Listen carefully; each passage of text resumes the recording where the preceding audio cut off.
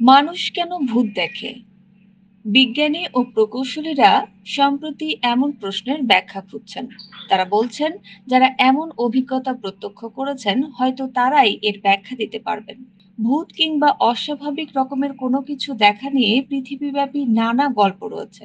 Doctor Chris French লন্ডনের gold Smith বিশ্ববিদ্যালয়ের অ্যানোমলিস্টিক psychology research ইউনিটের প্রধান।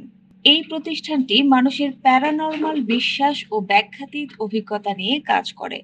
তারা এই ধরনের ঘটনার পেছনের মনস্তত্ত্ব নিয়ে গবেষণা করে।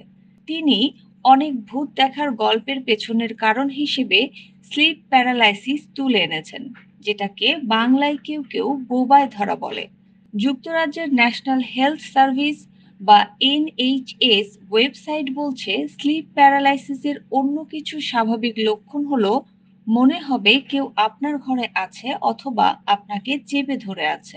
এই সময় হ্যালোসিনেশন বা দৃষ্টি বিভ্রম হতে পারে।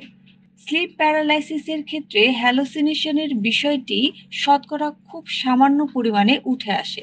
কিন্তু যেহেতু স্লিপ প্যারালাইসিস অনেকের মাঝে দেখা যায়, তাই সেই শতকরা খুব সামান্য হ্যালোসিনেশন অনেক মানুষকে ভূত দেখায়। সাধারণত স্যাঁতসেঁতে ভবনে যে ফাঙ্গাস দেখা যায়, সেগুলো শ্বাসকষ্ট এবং চোখের জ্বালাপোড়ার কারণ হতে পারে, যা থেকে মানুষ কখনো কখনো কালো অবয়ব দেখতে পায়।